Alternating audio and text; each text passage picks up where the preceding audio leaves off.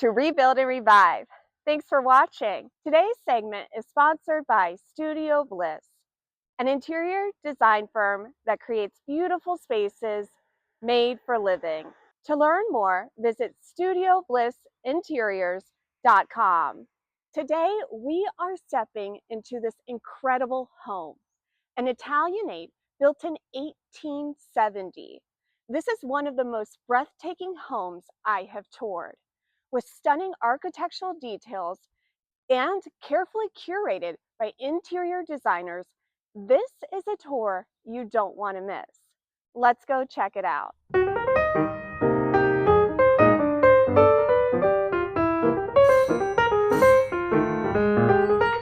Hi, Sarah. Welcome. Come on in. Hi, Erica. Hi, Thank Sarah. you so much for sharing your home with us Absolutely. today. It is beautiful. Thank you. Can you tell us a little bit about its history Sure. and when you moved here? Yeah, so it was built in what we believe was 1870. It is an Italianate, which is just an architectural style, kind of some of the characteristic things that you might notice from the exterior, just the vertical windows, the overhanging eaves with some of the brackets. So even your floors have a little bit of character. Yeah. What's special about your floors? So I don't think that they're the original floors, but one of the really fun things that we noticed when we moved in are these little pegs where they have been replaced with pennies. So if you look throughout this area and into the kitchen, you can find, I think at one point we counted up to 20 pennies that are kind of interspersed Oh my here. gosh, that's so Yeah. cool.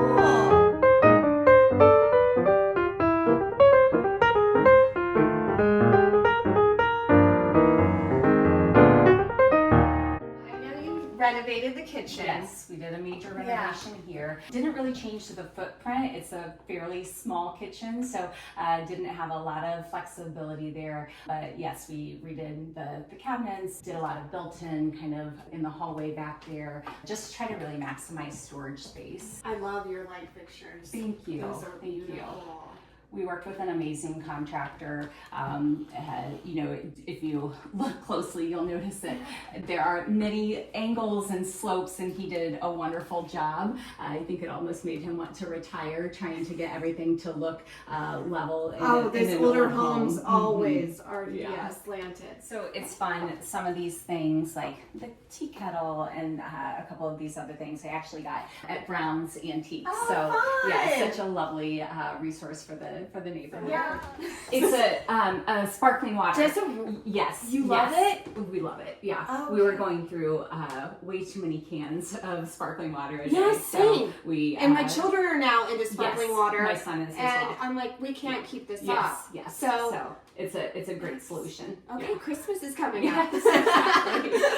So what was this space before? This was just a hallway, kind of a pass through. There wasn't anything here. I think there was a cabinet maybe here, small, and so we really needed more space, and so we did kind of all these built-ins where we have things for my son. Everybody has a little bit of a locker, Yeah, so to that's speak. cool. Yeah. Oh, you had it. Look, you should see this. All of his artwork. Look, this artwork's in here. That's really cute. Oh, this is great storage. Yeah, and then because we don't have a lot of cabinet space out here, we really tried to maximize this area, which is the pantry. Okay, I'm sorry, but this Yeah. is really amazing. Yeah. I'm in heaven right now. So this is a fake cabinet design, and it opens up, and it's the pantry. Yes. Which is incredible. Yeah, And then they helped us do a wonderful job, again, designing that and maximizing the space Wow. that we had. And then, are you okay if we? Okay, so I was snooping and I opened some of these up, and it's just so like organized. And then her art, sorry, her art, like this is so adorable for her child. Yeah. Oh, for the It's art fun. supplies. Yeah. So again, I love the house to obviously look nice, but the reality is we have a 4-year-old, and I never want it to feel like it's not warm and inviting. So really tried to create those little touches in spaces. That's really cute. And then our little mailing, like I love the little mailing center area where we can just kind of keep everything organized. We have electric outlets back there, so we can put everything away and charge it. Oh my goodness. Yeah. Look at this. Yeah. Yeah. They said they did a wonderful job of really helping really us did. Make use of everything. Wow.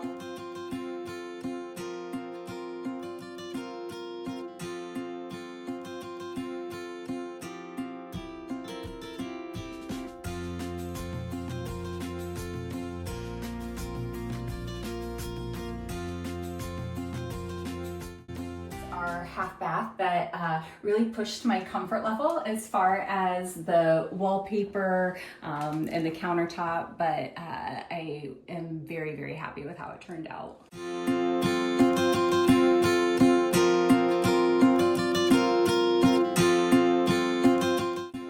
We call this just our family room, and while we do have the formal dining room, we use that maybe once a year. So this is where we eat dinner, typically spend really the vast majority of our time as a family between the kitchen and this room. This is one area where we did have some structural changes when we moved in. This doorway was just kind of a standard size opening, and then there was another doorway that went into more formal sitting room there. So we sealed that off to make this area a little bit more livable, and then opened this doorway. Goal was actually my grandmother's, and she remembers it from when she was very young.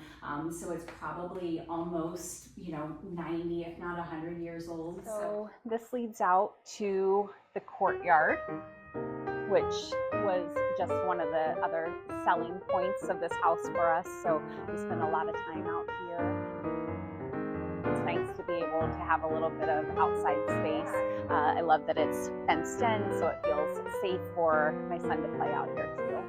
This is the master bedroom. This is beautiful. Thank you. It was a little different having it be right off the living space, but right now it really works for our family, for the flow of our day in, day out life. And I think definitely just hoping that we'll be here for many decades. I think having the master on the first floor makes sense as well. Exactly. Yeah. This fireplace is original. When we moved in, it was a wood burning fireplace. I think that it had been used in several decades probably.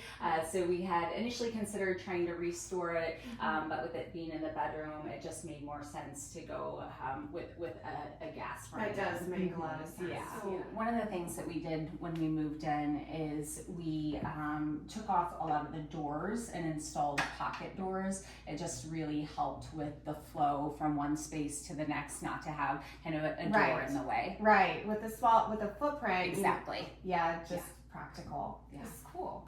Nice. I love the high doors. This is a master bath. We did quite a significant remodel in here. The one thing that we did keep though was the clawfoot bathtub. We actually lived through the remodel, and at one point this was in our living room for a little bit of time. So lots of fun stories. Right. Yeah. So what did this look like before? There was a small shower here, and then the bathtub was there as well.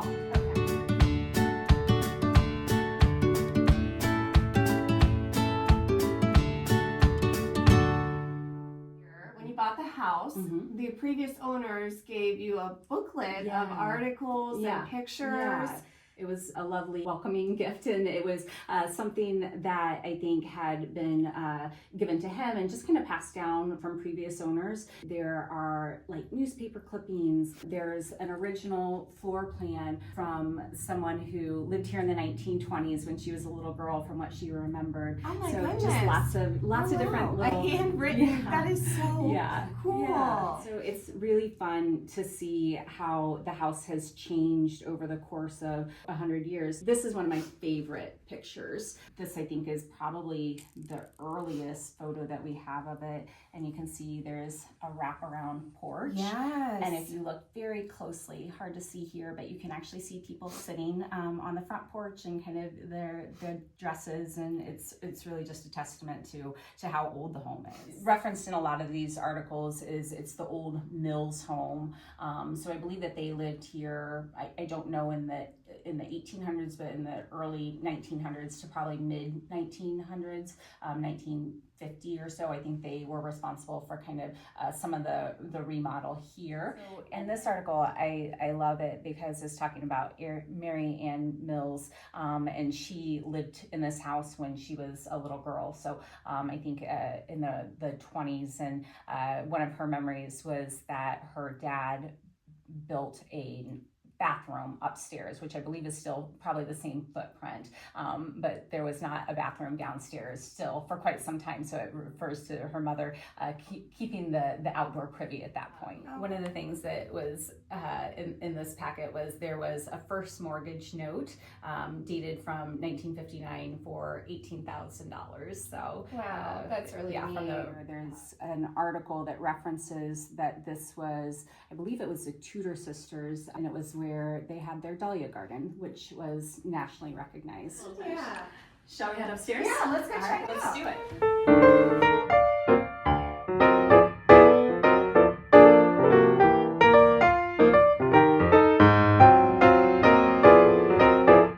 A special thanks to our sponsor, Studio Bliss, creating beautiful spaces made for living.